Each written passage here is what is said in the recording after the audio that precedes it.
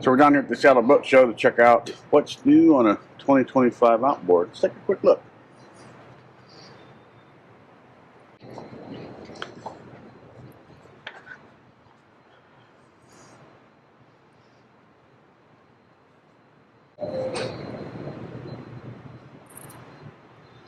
Is it time to trade channel surf it in, get a 2025 R27 outboard? Let's check out what's new. Close your eyes, hear the voice within, calling. Obviously the biggest change on R25 is the new F350. So being that it's a 4.3 liter V6, it's based on the F300. They actually did some changes to the upper end of the motor, get some more air and stuff through the motor. So really, the only difference I think, I don't know that the 50 horsepower is going to make that much of a difference for the 27. The F300 is plenty of power for it. It'll wide open throttle 45 miles an hour roughly, and the F300 on the R27's 40 with a 3-blade prop. So it's not much difference. Fuel efficiency, I'm being told from the factory that it is a little more fuel efficiency. Well, if you have a bigger motor that's working less hard, your fuel efficiency numbers will probably go up. So I'm excited to get one of these out in the water and see actually how good that is, how much of a difference that might be.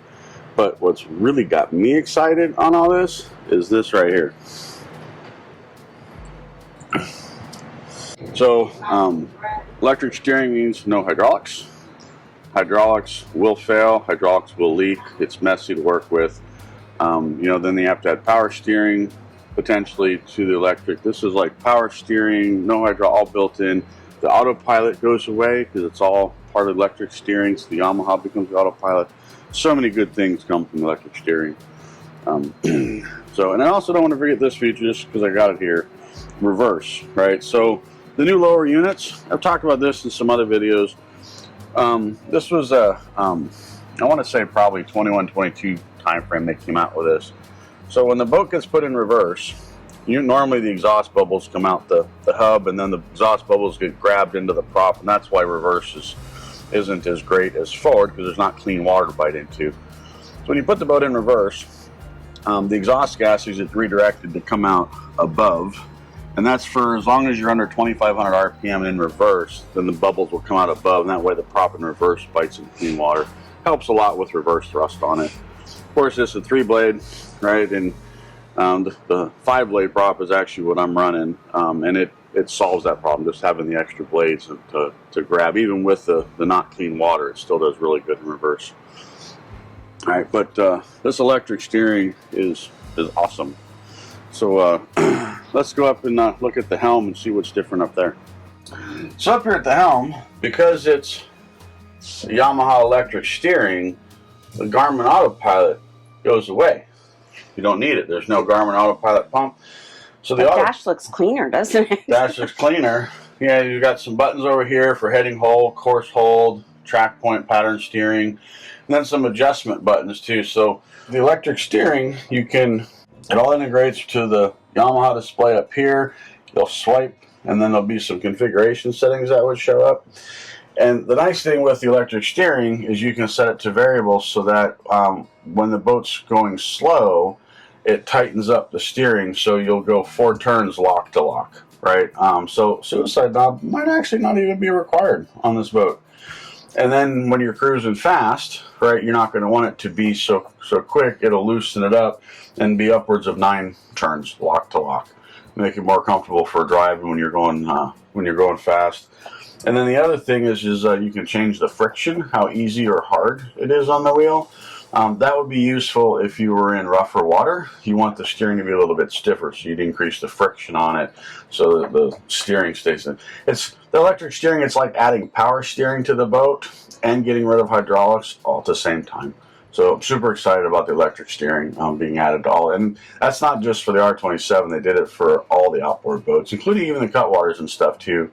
And on the models that they did the twin engines on, for most of them, they're doing the joystick as well, where the engines will work independently, and you just use a joystick to help on docking. I know they did that with the Cutwater 32. And then actually the Solaris, so we're going to go do a walkthrough video and look and check out. And let's see what else is new.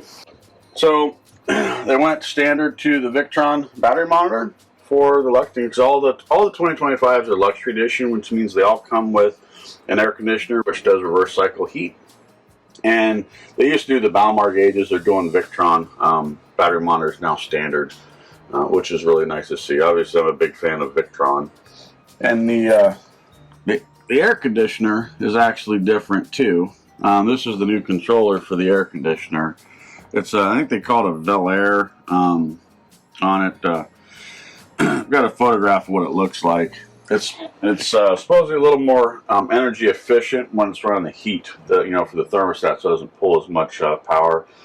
And in addition, Dakota kept getting better with batteries, so the boat comes with a pair of their G31 size batteries from Dakota, but they're 320 amp hour piece. So you actually get about 640 amp hours, for the boat, which will give you roughly 580-ish usable, on it. Still comes with a single solar panel, and I always recommend doubling up on that. To get between 300 and 400 watts seems to work really well. If you're in the hot climates, you're going to go as big as you can on solar. I know you can fit a pair of 280 watt solar panels across the top for over 500 watts. And all that would require upgrading the solar controller too. And we are not done yet. So this is different. Zena and I have a disagreement. So the V-berth has changed. So what they've done is they got rid of the notch on the V-berth, which gives you, the bed is straight across, which gives you more leg room. So, and I don't know who sets this beds up, but that's the wrong sleeping position. These pillows go right here. So the way we sleep on the boat is this way, sideways. A little bit of an angle, one here, one there. So getting rid of that cut and gives the shorter person more leg room to go straight. And why is this the best spot to sleep? First off, it puts your head uphill on the bow, not downhill. And you're in line to be able to watch a little bit of YouTube. That way you can stream our channel here before you go to bed. So you can think of us before you start dreaming. But by doing that, the door to the head wouldn't open because the door opens outwards to get in there. So let's check that out. Shut the door. Oh. Look better seeing the inside. So they went and they cut a seam in the door, and then they have it set so it folds indoors, kind of like what they do in the 23. This lets you see there. Now you see the opening. Now when you had the cutout, it went about like that. Yeah, there's a little cutout. So you had extra space to come out. So it's just a tighter squeeze. It's not that I disagree with you. And here's something else too. So the boat comes with a Keurig coffee maker. They used to do them up here. Our boat had it up here, so it was all ready. It was a different shape. This one's a nice slim model, which I really like. And the cool thing with the coffee maker is the R27 Outboard's the only one that comes with a coffee maker. So if you want to buy the R43 for $1 million, it doesn't come with a coffee maker. So you want the coffee maker, you got to buy the R27.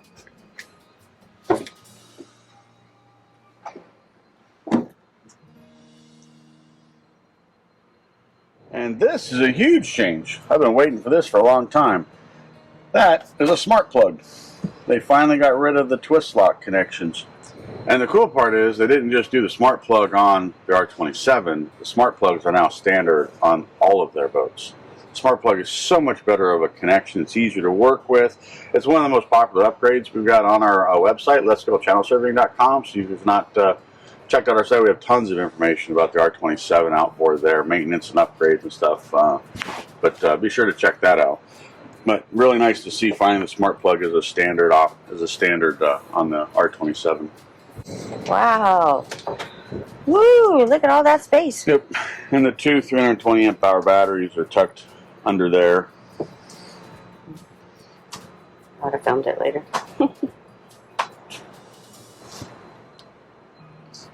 And that's the thruster battery right in the back. Nice and clean. It's nice to have all that storage space. And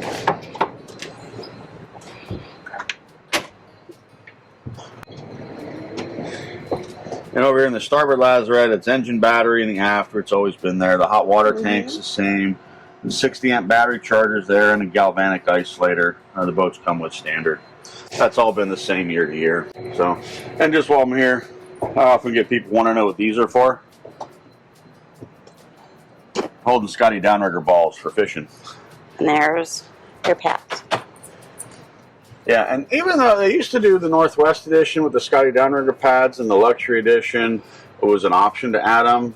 They're standard. So you get the Scotty downrigger, and you also have the Scotty downrigger plugs down here for power for fishing as well. Let's go take a look up top. So check this out. This is all new up here. So that is GPS receiver for Yamaha. That's going to be required for the autopilot. That's now Yamaha. That's part of the electric steering. And then that's also an LED anchor light. So no more having to upgrade the bulb to LED to save power. And the LED, you think about an anchor, the conventional bulb pulls quite a bit of power in your anchor. Because you're running an anchor, you're going to be an anchor, you're going to have it for 8 to 10 hours roughly. So the LED actually saves quite a bit of power when you're on the hook. So nice to see that the anchor light is now LED standard.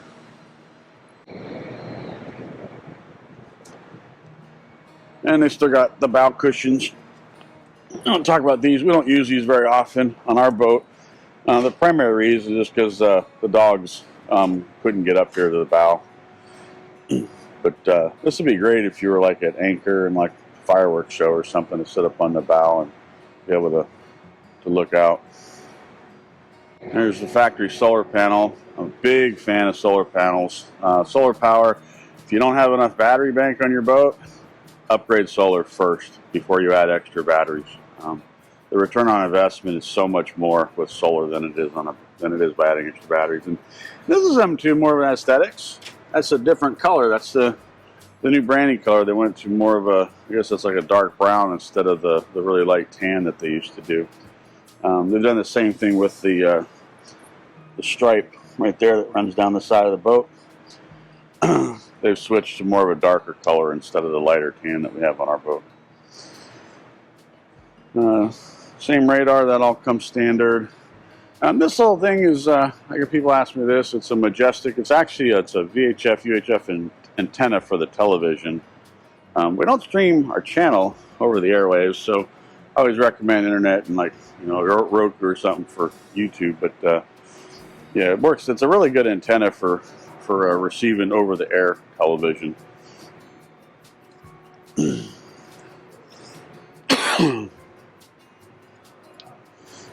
I've talked about these before. These little toe guards.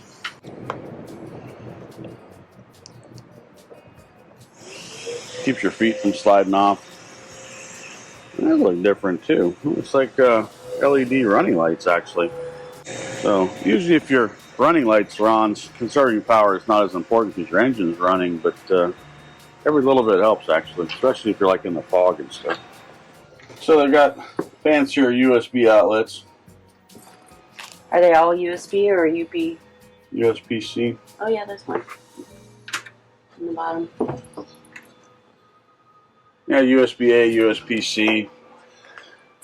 So they're not going to charge, these outlets aren't going to charge your iPads or your laptops. I mean, they're low wattage. They'll do your phones. And we actually found our boat. Or run a fan. Yeah, we actually found our boat. We use these little portable anchor bricks. They're about this big. They're on our Amazon affiliate site. I'll pop a picture up it here so you can see. Yeah, and we just keep 2 of them on the boat. They charge at 140 watts. They charge quick on the boat, and then we just pass them around. They'll charge your laptop. They'll charge your iPad. Yeah, they're like 24,000 milliamp hour.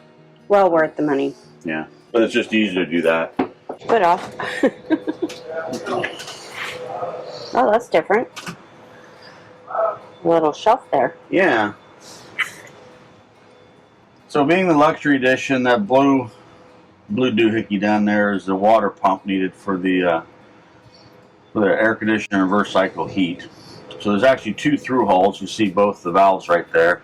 The one on the right is the raw water wash down and the toilet, and then the one on the left, which would be the starboard side technically, is the one for the air conditioner reverse cycle heat.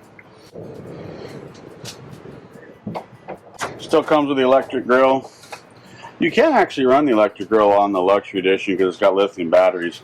Personally, I don't recommend it because it burns through a lot of amp hours. And propane tanks over here and the propane locker. This is more efficient for cooking. Those are different knobs. Yeah, let's talk about that. That's kind of, I like that actually. So this is different. You don't have those big goofy black knobs. Yeah, it looks like I like that. It's still the Force 10. Easier to clean. You don't have to get up underneath anything. This is solid.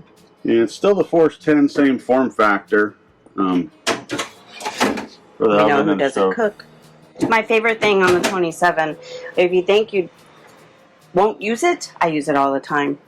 It's nice to pre-make casserole or something, and then you're on your way somewhere, and then you get anchored and you pop it in the oven and dinner's in. We don't run a magma grill on our boat. We don't run the electric grill on our boat. We cook everything on the propane. I have a sear grill plate that I can put on top, and I can grill steaks. I can grill sandwiches, make pancakes. Yeah, we do everything on it. Yep. It's cook just like we're at home. Oh. That's new. Oh, I like that. So what this is for is when you're on the dock, or you're rafted with somebody and you're running the reverse cycle heat and stuff, and it's shooting water out. You don't want it hitting the other boat or going out on the dock, so they put a redirector to shoot it straight down into the water. So that's a nice addition to it too.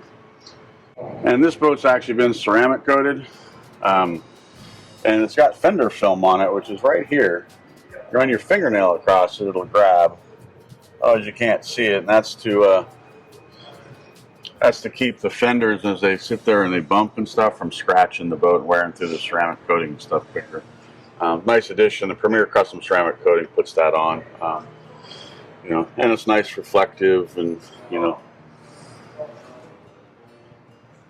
it's actually a friend of ours' boats. It's actually already sold. So Craig runted dark gray. I tried talking him into light gray. I don't know. He just likes the darker colors, I guess. But I'm biased towards the light gray. And as normal, I mean, the boat comes with you can get it ordered with the dinghy lift if you want.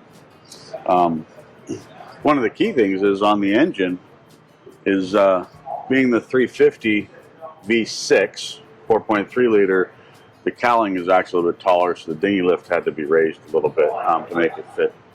Super excited. I actually did talk to PowerTech about if the 5-blade would fit this, and they've told me that it would.